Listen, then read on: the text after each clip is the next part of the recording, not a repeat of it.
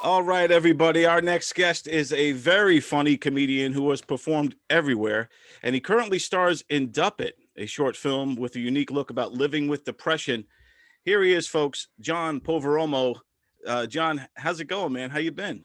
Good, dude. How are you? Doing good. It's been a crazy year, and I think depression runs rampant. So I think Yeah, it's yeah. for you to touch on that. Yeah, people can relate more than ever too. And I think now is definitely a time when people feel more comfortable talking about it because so many people, comedians, entertainers, people that are out there, in the public eye have been talking about it a lot more. So it makes it easier.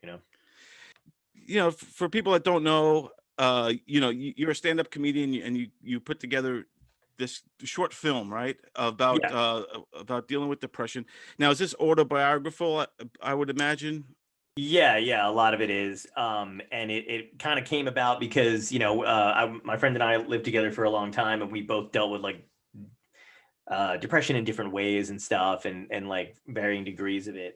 And we were joking around about what it feels like overall. And I was like, it's like living with a shitty roommate is what it's like. It's just like having somebody there the minute you wake up in the morning, just fucking punches you in the face and then just runs down a list of everything that's wrong with you.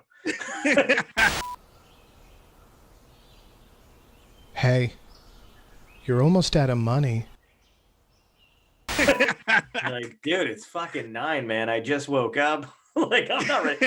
So, and then I started to write it at the time. This is like years ago. And then I got involved with like a bunch of other projects. I moved out to LA for a bit, and it kind of got put in the back burner. And then when I came back, I was looking for stuff to pitch, and I thought it had always been on my mind because I was still dealing with it. And then it was heavy when I was in LA, like level depression, stuff like that too, because I was, by myself a lot of the time, Right, and yeah. I didn't know anybody out there. So then I kind of dug it back up, and I told my writing partner about it, and I was like, "Yeah, do you want to get into this? Like something you're interested in?" And he was like, "Yeah." And we both love Jim Henson, and we both love the Muppets. Hey, I'm Fuzzy Bear, and this is professional show business comedy. So the shitty roommate quickly became a dude that we were going to cast, just as somebody that people didn't really see, to a puppet. Hey, buddy. See, you put almond milk in your cereal. You know it's not any healthier, right? It's just pretentious water you're drinking. And I had one that somebody had gifted me a long time ago, and it wasn't doing anything but collecting dust in the garage. So a buddy of mine, Greg Johnson, grabbed the puppet, and we ordered because I have a shit ton of hair. We ordered I think it was a child-size Elvis wig for Halloween. Glued it to the top of the puppet's head. We got a $20 leather jacket from a kid's leather jacket from a Target. And the puppet already had glasses and stuff. So we made it look like me.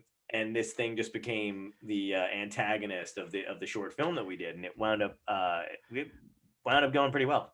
I loved it, man. I watched it twice, getting ready to talk with you, and I love it too because look, I think a lot of people are starting to realize that that we all have depression or some form of it to some level, some more heavier than others, and it's Yeah. So I think everyone who watches this could relate to this to some degree. But even when there's times throughout the short film where you really key in on it, like for instance, when you wake up and he's there and he's like, today's gonna suck. Hey, it's gonna be another crappy day. Like right, Yeah. right out of the gate. That's what it is. Right, yeah. The minute you open your fucking eyes, it's just, you can't help it, man. Your brain just starts. For me, anyway, that's what it was like. For me, that the form, that it took was that it was, if I was sleeping, obviously you're sleeping, but the minute my fucking eyes woke up, my brain was just like a Rolodex of just shit that you can't control. But I also love too that there is a moment too when you wake up and it's not there and you're having this great day, everything's going all right, you're running, he's not bothering you, and then then he just jumps out when you don't want him to, and he just you know, that Yeah. depression just interferes with happiness. Yeah, on we all had levels. we had like 11 minutes where we really wanted to show you know, the varying degrees of it too, because it isn't around all the time, and you can't explain it. So for whatever reason, you know, when it's gone, you do take advantage of those days. So you're having a good day or whatever, and then we also wanted to show that how quickly it could go away for no reason, and it just pops up. So Right, it's gone. I think in the original script, there was some stuff we obviously wanted to do that we couldn't do because budget wise. Like I didn't even really think about it in terms of making a short film. I just wanted to write the script and pitch it. But then we got the opportunity to make it into a short film. And I think that scene where he's like running or whatever initially was supposed to end with Duppet hitting me with a car. And that like just because it was supposed to be like that's how fast and hard Right. it could hit you. But we obviously couldn't do. I would have taken it. I would have. You would have taken the hit for the movie. I was like, "Are we sure we can't do this?" And they're like, "Oh, that's a good idea. We don't have the budget or the health insurance." Right? I have a lot of family who likes to fucking they love Trump, and I don't know how to handle that kind of shit. But we have one thing in common, and that is during the inauguration, we all felt like it was going to be the series finale of America. For different reasons. Like for me, I was like, holy shit, they just killed off the favorite black character we had. So like... You don't seem to, at least some of the stuff I watched, you don't seem to talk about depression too much in your act. So this was like a different side of you. And what was cool too is in Duppet, when you were on stage, he wasn't there, and you wouldn't let him in because Right. that's when you're probably the happiest. You know, like a lot of comics, they're or the adrenaline's going and nothing could get in their way. So I love that as well. For comedians, no matter what you're going through, if you're on stage, it doesn't exist. You know, for whatever reason, once you hit that stage and the light hits you and the audience is there, you could have a fucking bone sticking out of your arm and you would still just absorb the energy, do your jokes, and then bleed out backstage somewhere. So, you know, like that was the kind of the concept of that was like, this thing doesn't get to follow me. That's where it can't get me. Right. And so that's kind of, you know, because when I was severely depressed, it was the same thing. It was like, I was still booking shows. I was still touring. And it was, and the entire day would be either spent in bed or avoiding people or, you know, just not acting like myself or whatever. But at fucking 8 o'clock, I had a gig. I went to the gig. I put on a show and then left and was like, so do I want to just Google how to kill myself? Or, you know, I was like, I want to like maybe just a little into oncoming traffic. Yeah. It is good that we can joke about these things because it is dark. But another thing, getting back to the stand-up portion of the film, I also love how you used your depression in your act and overcame it that way, like with the puppet, and how you kind of threw the puppet at the end after you killed, you then threw the puppet like I won this round. Yeah. So you know. Yeah, we wanted to do that a little bit. It is weird because in the show it's implied that I do talk about it more than I actually talk about it on stage. I don't know. I've touched on it a little bit like here and there, like in my act and somewhat, but it doesn't. I don't know why I don't talk about it too much. I think that's like where I want to distance myself from it, maybe. Yeah, no, I think it works that way. I think it's good too as an artist to have you know, all right, Duppet will handle all of that side of my writing skills, and then I'm going to do my stand up this way over here. You know? I like the stand up being a nice escape from it too, and you know, whatever. Doesn't seem like that's not your shirt, sir. You admit that that's a married man. Like you didn't buy that she gave it to you. Like that is not like you used to have happier shirts. You used to have shirts with shit on them that said like NASA. Like he used to go out with a skip and a step, and now he's in that just fucking generic blue mousetrap of a shirt. Like that's what marriage to me is. Just you're just trapped in a shirt you fucking hate. You know what I mean? Like, you don't know where you got it. You don't know how long you've had it. But it doesn't even quite fit anymore. But you're like, it's the only nice shirt you own. Like where this collar tight? I can't breathe. What's going on? It's always there. That's a nice shirt, man. You did a good job.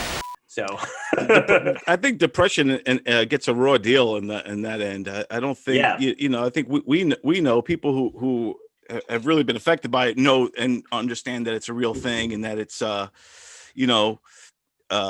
disease, I guess. I don't know what the proper way to put it, but it's never looked at like I forget who said it, but nobody feels sorry for a depressed person. It's like, get out of bed, come on, what are you doing? They don't sympathize. It's not a physical, you can't see it. Right. So you don't, there's to anybody else, there's nothing wrong with you. You're either just lazy or, you're not, just fucking snap out of it, that kind of thing too, but to an extent though, too, it's like, I do think there are things you can do, for yourself over time. Like, I'm definitely one of those people who's like, if you need a day or even a week, fucking take it, because the more you put it off, like the worse you're going to feel anyway, or whatever, Right. But like, I think, there does become obviously a time when you have to like take something or go see somebody or do something about it. Because there's only so much other people, like leaning on other people can do too. Right. Yeah. You could exhaust that person. Absolutely. You exhaust that person and it winds up becoming a real, a deal breaker for friendships there for a little bit, which is it's no fault of anybody else. But like, I've been around people who are super depressed too. And even if you're not, man, it can suck you in and you're just like, oh God, I need to, it's a thing, but people have to acknowledge it. And that's why I think that like the whole crux of the short film is basically about communication, because, once he winds up opening up to his friends, he sees they have their own duppet. Like he winds up seeing everybody else's thing. So he's like, holy shit. So I think that made him feel less alone, because that's another thing depression does too that nobody talks about, is that it's supposed to isolate you. It makes you feel alone. It makes you feel like you're the only person going through this. And not only that, even if you've gone through it before, for whatever reason in your head, it makes you feel like it's brand new. This one's different and you're never coming out of it. Yeah, it sometimes when I feel I'm going into it, or I feel like here it goes, I'm in now. Like you just know you're just not the same as you like to be, and then you're like, I always wonder how long is this one gonna take before I snap out of it.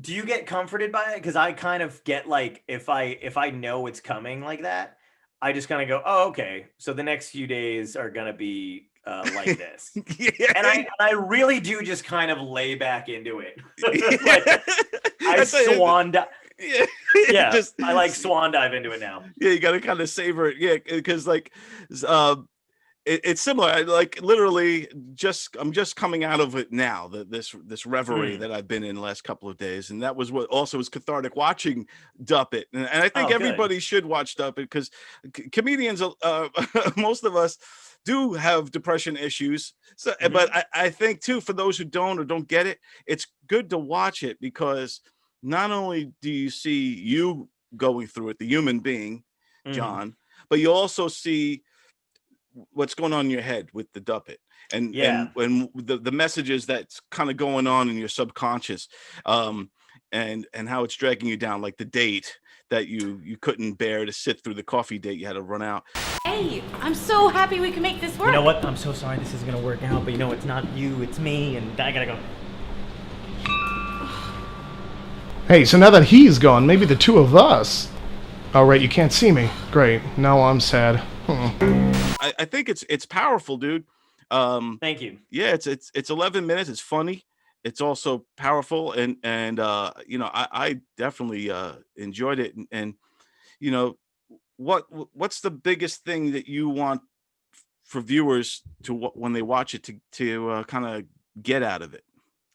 I think just to get out that they're not alone. I think that's the most important thing, is to realize that literally, like they always say, misery loves company thing or whatever. Well, so do people who are depressed, because it just shows you, not that you want ever anybody to feel like that, but it just makes you feel fucking normal. Right. To know that on some level, every single person has either some kind of anxiety thing or some level of sadness. There's people you ever meet those friends who they never seem like anything bugs them or whatever, and then you realize that's just another level of it that they're dealing with, where you're like, why are they happy all the time? Like, oh, they're not. They've got this wall up all the time. I don't know, how like shit slips in life sometimes, stuff happens. It's like I'm in this huge body of water, and I've got all these little flotation devices around me, and some are your family, some of your friends, some of your career, and then, when one sinks, float over to the next one. And that keeps you around for a while. What happens if they all sink? The Duppet is available on Amazon and on YouTube. And John, tell everybody where people can find you and follow you and all that good stuff. Please follow me on Instagram at John Poveromo, JOHNPOVEROMO, and at TikTok, same thing, at John Poveromo, Twitter, and johnpoveromo.net is my website. It's just my name. Just Google my name, you'll find me. John Poveromo. John, thanks so much for taking the time to talk to us, man. Again, I loved the Duppet. I think it's great what you're doing. I love your stand-up. Thank you. You're a great guy. Fabulous head of hair. You're covering it up today. But I know, I know. But it's here. It's here. It's just a mess. That's all. Yeah, there you go. I used to have a head of hair similar to that. It is now gone the way. Knock on wood, it stays too. Yeah. Well, God bless you, my friend. Take care, and thank you again, John Poveromo. Everybody, check him out. Thanks, man. What's that I see on the TV? Put Up, Shut Up, and Stand Up is on the TV. Make sure you tune in and subscribe. Don and Benny, they're awesome.